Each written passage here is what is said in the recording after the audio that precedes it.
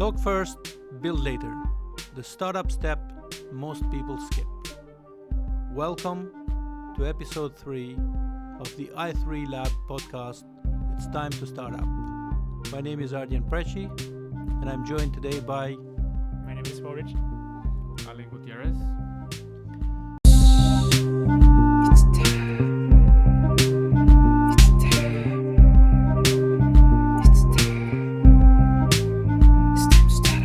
Welcome to the third episode of our podcast series. In the last 2 episodes, we talked to why do people get into startups? Is it money? Is it something else? And once you know that you get into that, what are the steps that you take, especially for student entrepreneurs and in university settings? What should they do to go through their startup journey? In this episode, we're going to dive deep into what you said earlier, talk first and build later. But what does talk first means? This whole episode will be dedicated to what we call customer discovery. And we'll be explaining what customer discovery is. One of us will have the definition. And we'll go into details of why customer discovery matters and talk about some real case stories and how people can waste a lot of money in their startup journey if they don't do customer discovery. Right. So first of all, Alan, you want to tell us what customer discovery is? Yeah, so actually have the definition here. We have kind of the real definition of customer discovery and then kind of break it down into simple words. So it's basically the process of talking to potential customers, users, or even stakeholders before building a product to understand their needs, problems, and behaviors. What does this mean? It's basically how you find out if the problem you are trying to solve matters to anyone and whether they are actually looking for a solution. That's customer discovery in simple words. And the goal is not just to sell your idea, it's basically learn about your customers, right? We talk about this a little bit in the previous podcast, why it matters going out there and doing your homework with the customers. Right, and I think the learning is the important part, right? And Arden already mentioned that if you skip this step, you lose money. Can we explain a little bit more why? A lot of it.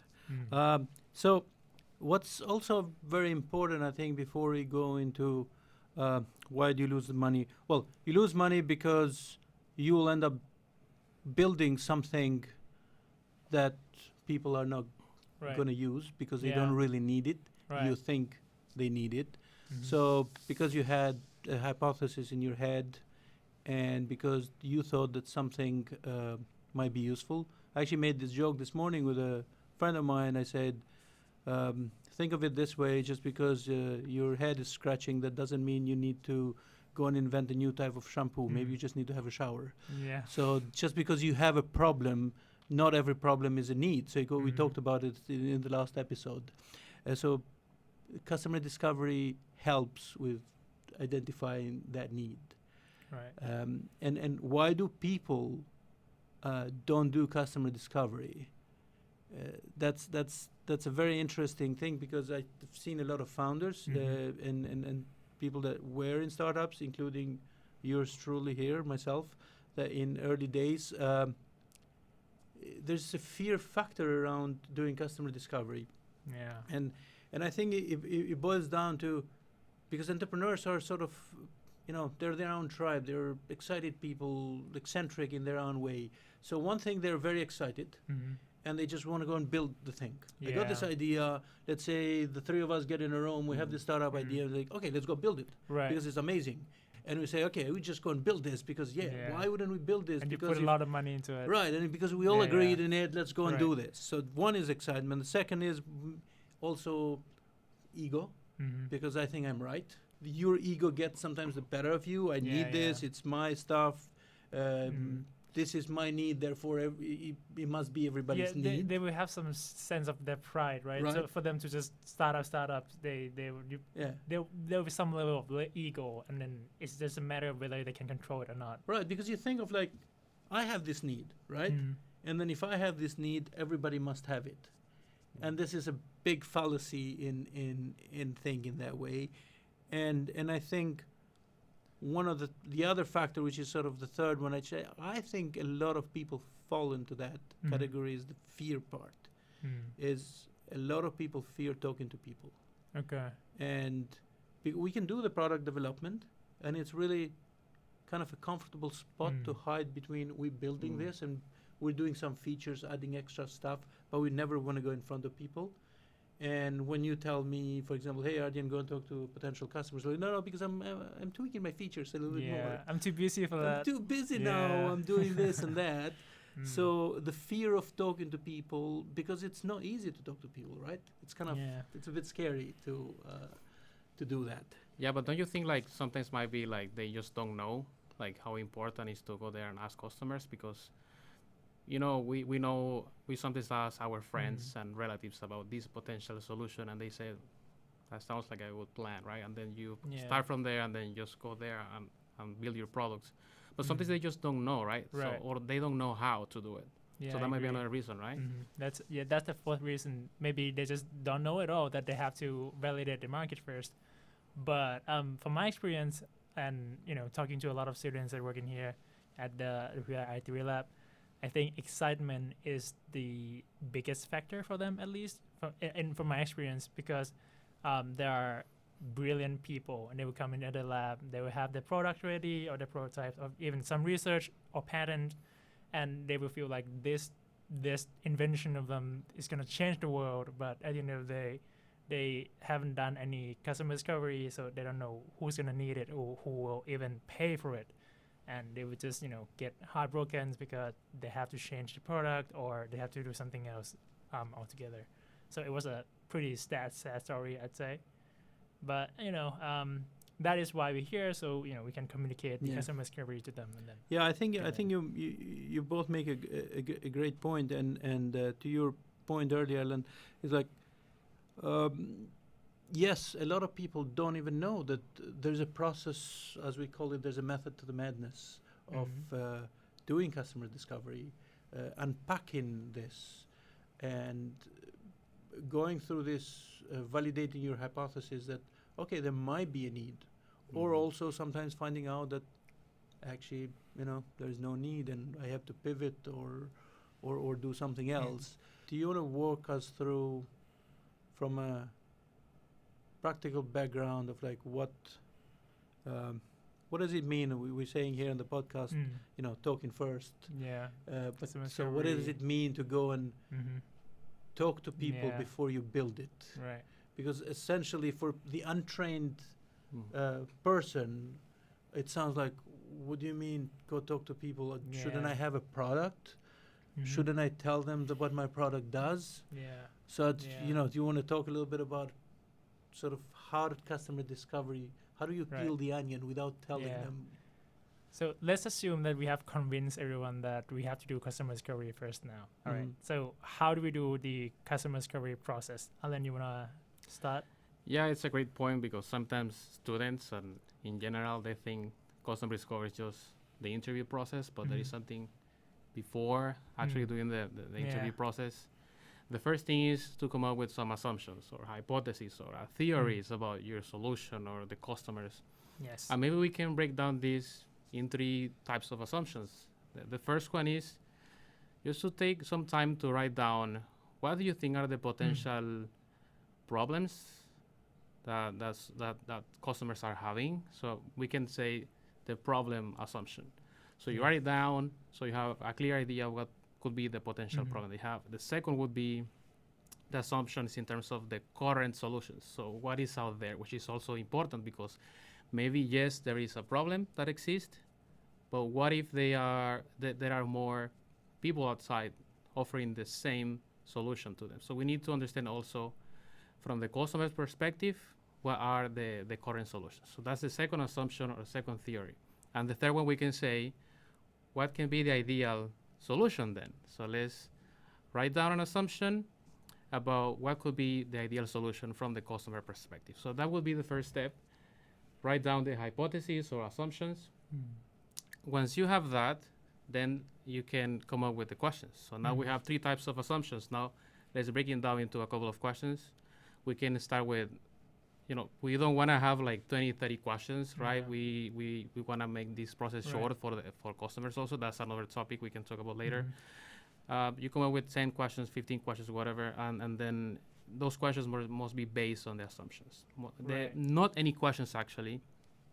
But once you have that done, the third step is the interview process. So Yeah. let's ask customers Now, our actually, questions. when you explain it, it sounds simple, right? But this is the part that students actually struggle the most because they cannot find the assumptions.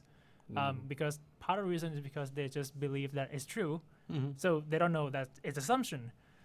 Sometimes people will say, okay, we have this box that can help people learn Rails, and the student would just say, people will love it. That's always going to be someone who will buy them. But if that guy hasn't talked to anyone else or the customers, they will not be able to know for sure that there will be someone who will actually buy the product. So what I think the first step that they have to do is to really, really look into whether there's someone who will buy the stuff. And that's the first assumption, right? That's the problem assumption that you talked about. Mm-hmm. And you really have to ask yourself, why would they want your product? Or Right. why would they want any solution at all? Do you also want to talk a little bit about the, and if you want to unpack it a little bit even further of like the method, how to build the questions? Oh, yeah, right. Because that's also a Let's get to very part. Yeah. sort of Mhm. a tricky area Mhm. where people go into questioning, but there's a method to how do you build the questions Yes. around customer discovery. Okay. So the first thing will be do not talk about product first, because that's the reason to it. Because when you talk about your product and you ask your customer whether this product is good for you or is this will work for you, you will bias their opinion right off the bat. So let's say if I ask Aryan, do you want this pen? So I'll say either yes or no. Yeah, it And then- looks nice, and right? then it's done. Yeah, right. But you don't get anything. You don't get any insight. You don't get any information Mm. that you can use from the customer discovery at all. You don't know why he would like it. It just looks nice. Is that the reason? You just want to ask him about the branding. Does the branding looks good? But you have to ask that specific question. So product shouldn't be the first thing you talk about. You should talk about the problem first. Maybe if I want to sell this pen, I will ask Aryan, do you want something to write? Or do you write a lot? Do you write a Do you lot? run out of ink? Right. Do you run out of ink or whatever, often? yeah. Do you like the styles or something of utensils or Yeah. any stationery do you like? Does it have to be luxury or do you have to carry that a lot? That could be a list of questions depending on your assumptions of what you want to sell. So is it true that you have to keep all your questions open-ended in order to let people That's a very good question. That's a Yeah. very good question. people in? Yeah, they must be open-ended, at least Mhm. most of them, so you Yeah. can get, the most important part of the interview is listen, right? So if you Yes. don't ask open-ended questions, Mhm. you won't be able to listen much about the customer. So Mhm. listening is very important. It's more than just talking yourself, it's Mhm. listening to customers. So that's why you need to ask open-ended questions. Yeah. Mhm. This is actually in research we call it semi-structured interview. Okay. What it means is that we will have a list of questions that you want to know, and that's the list of questions that Alan already went through, which is assumptions that you have to test, and you have to write that down. Then when you talk to someone, you ask that question as the opening, I just say, and then you just keep listening to them, and then ask follow-up questions, and then you try to draw the insights as much as possible from that question. Then when they start to go off the rail, you can just go back to your another question and then just make sure that you validate all the assumptions while also getting as much insight as possible. Mhm. And that's I would say the better way of doing it than just asking whether they like your product or not. Yeah, and just to sort of take a little bit deeper on that, just hopefully for the audience that might listen to this, open-ended questions. The basic essence of it is that you don't ask a question that will end up on a yes or no. You want to open it up so they talk, because if they talk, they will most likely tell you the pain points. And if they tell you the pain points, then you most Mhm. likely, if you're listening or transcribing now with new tools, you will go back to this and you can hopefully later look for patterns. Okay, just for the audience, can you tell us what is the pain point? What the word pain point or the phrase Oh, pain point so means? so yeah, so related to customer discovery, a pain point is something. It's just like your body when it's hurting, you have a pain point. Business have pain points. To simplify it, what is hurting that business? You might go with the assumption that, like we talked about assumptions earlier, that I don't know, the construction industry. There's X problem that they have, and most likely it's not that. And it's most likely not X, it's not Y, most likely it's somewhere in between X and Y. And if you have open-ended questions, then they will explain what their major issues are. And if you do 10 interviews, 13, 15, and then 20 and 25, then you can open up yourself to look into patterns. And if a pattern begin to form, maybe you have something there. Yeah. And that's the sort of the initial stages of perhaps, like, I can see something happening here. It's not what I wanted, because I thought it was that, but it's nowhere near it. Yeah. But now I can see a pattern because 25 interviews that I've done, most of them are hitting, Yeah. they all want Advil for this reason. Yeah. That's a They really have good. that headache. That's to a really good simplify point. it in that way. That's a really good point because sometimes when you do customer discovery and you do interview, customer will not be able to tell you exactly what they want. Sometimes. So that's why you have to to try to creep in and then keep asking questions and then really find the patterns of the customers that you have talked. Maybe you probably have to talk to at least 30, 50 at the early stage of startups. You have to talk to a lot of people, a lot of people. And also important, I think, I don't know, we want to maybe take a minute to talk about in the customer discovery process, to your early case that you used, there are some times where the users and your customer are different people. So then you have that Right. dual approach that you have to figure out, because if your users are not paying for your service, they might give you the most amazing positive feedback, but the people who might end up paying for the service, you have to do customer discovery on them. And there's there's a different method, Yeah. because ultimately the users matter because they're using your platform or service or product you're building. But for you, what really matters is Yeah. the person who is in charge that you're going to sell that to and will pay you. And Right. if you've done the wrong customer discovery, you might think that, yeah, you're doing something great because 35 users. Yeah, might you have need told to you ask two different types of questions for Right. users, for customers. They have different needs, different Okay. pain points, as you mentioned. Right. One of them is the buyer, or decision maker, we can call it as well. So that's a great point. But I wanted to discuss something before talking about how do we do with insight from the interview, is because we as the R3 Lab, we understand this difficult process. As you mentioned, it takes time and money.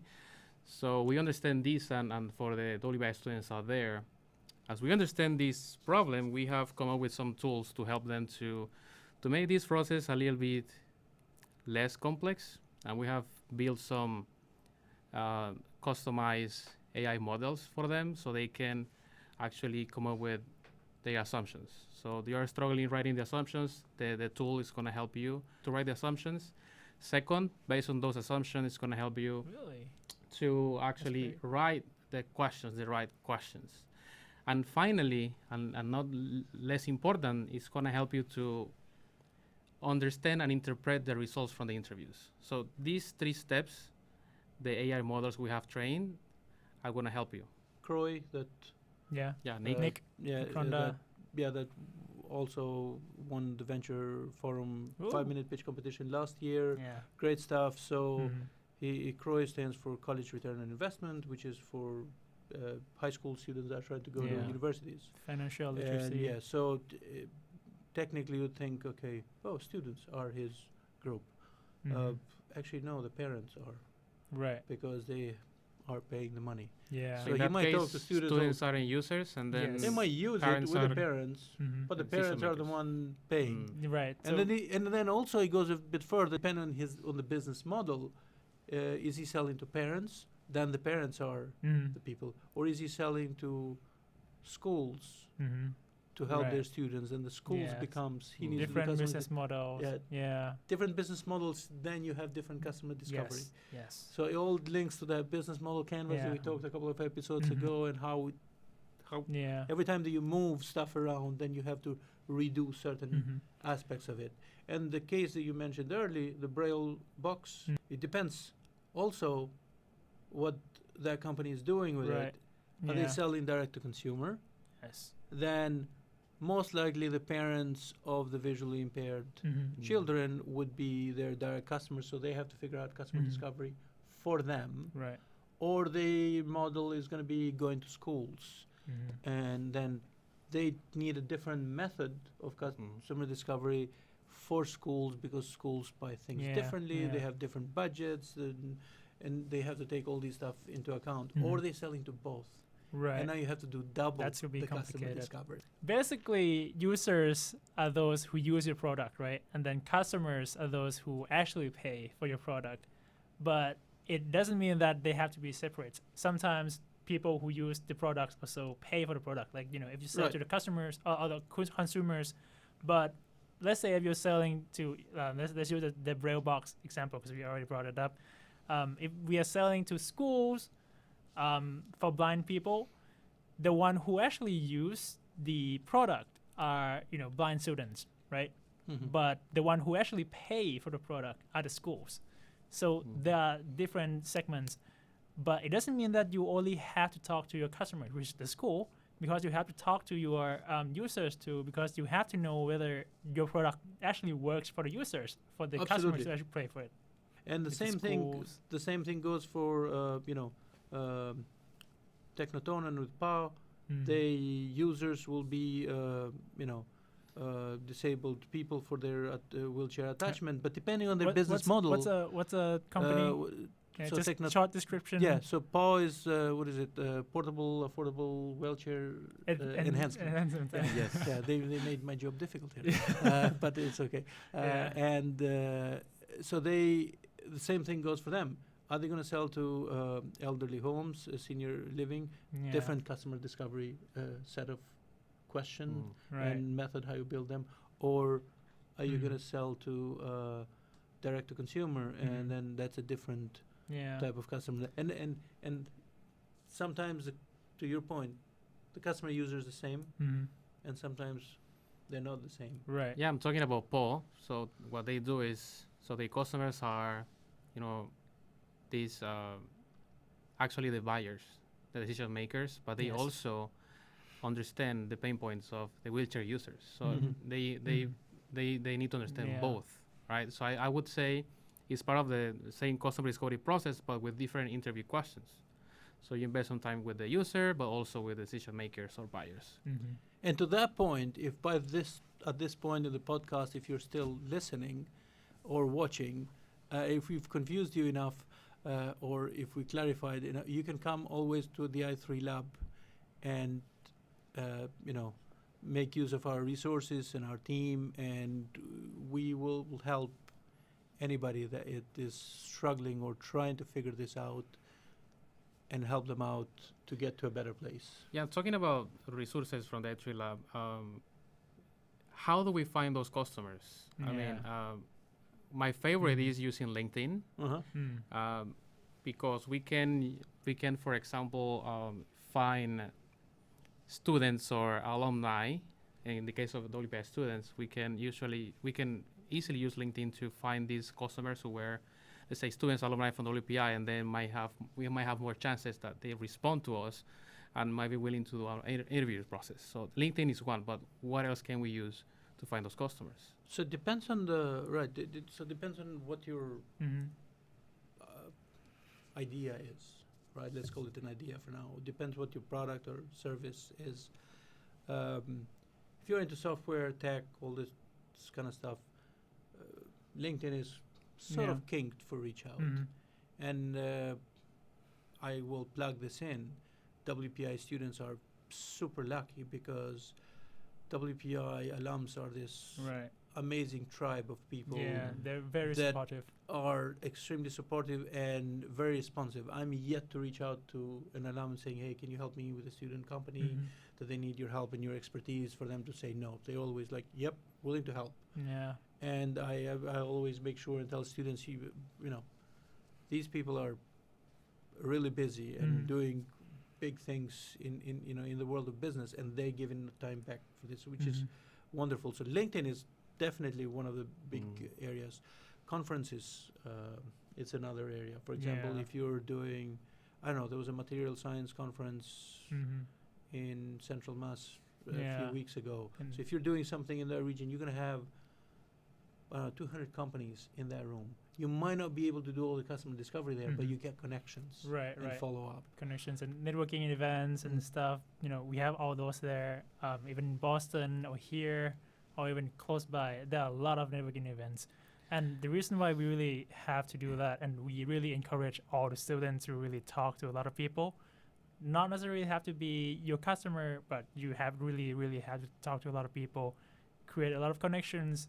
And the reason is because, Strand of Weak Ties, right? Granovetter, 1973, which is a paper, is like really, really established literature that talks about the strength of weak ties.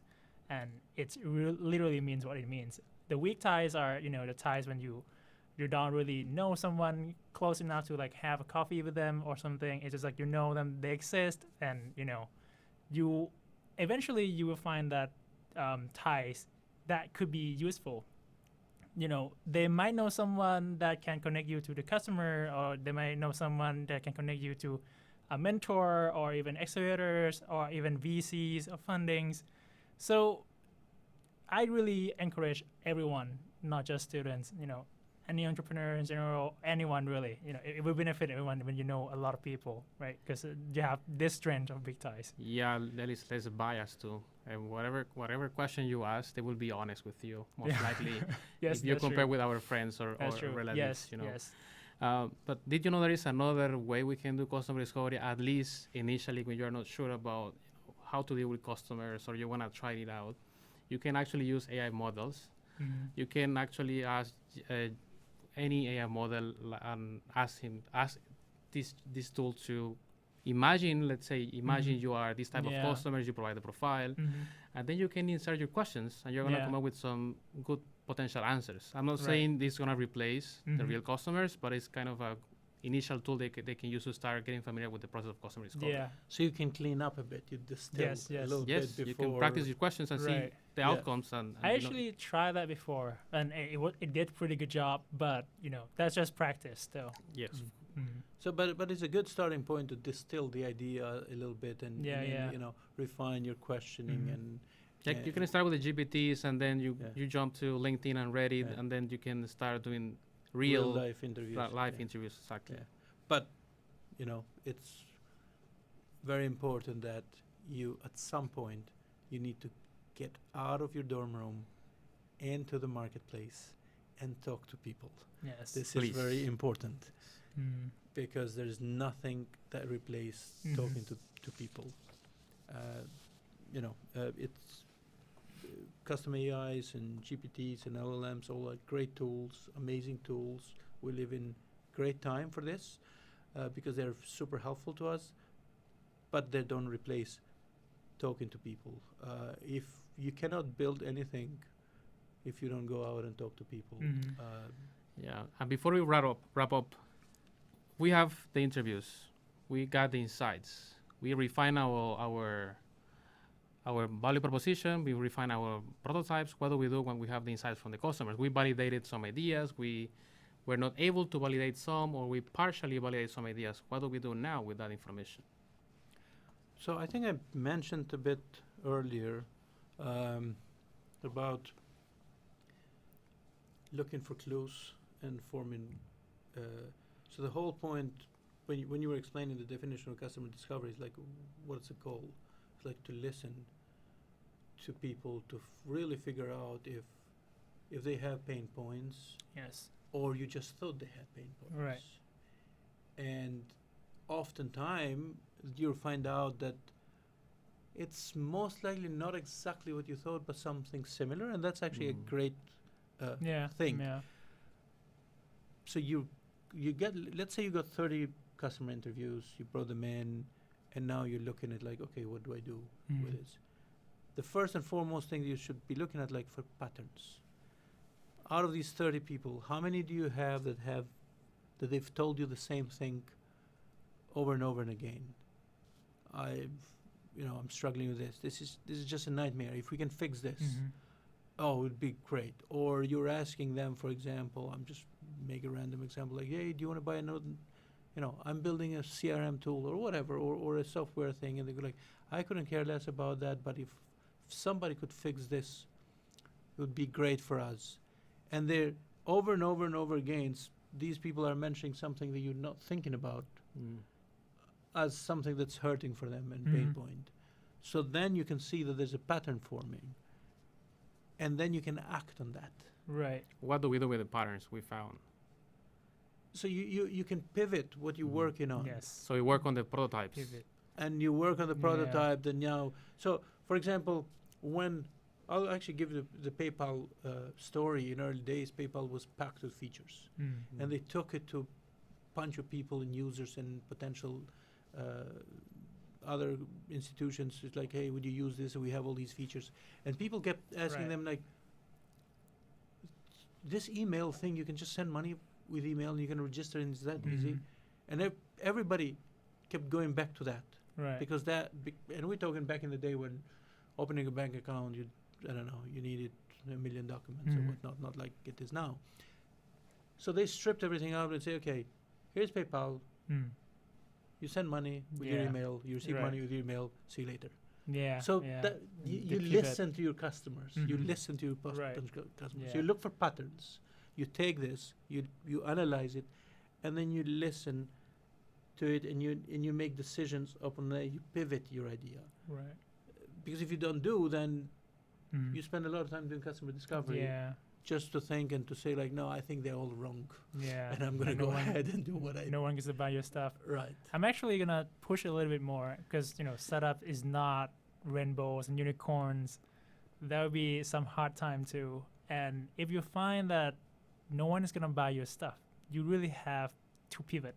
You have to change your product, or just you have to make some alteration to it so that it connects with that pain point, or else no one's gonna buy your stuff. You're not gonna have revenue. You're gonna fail.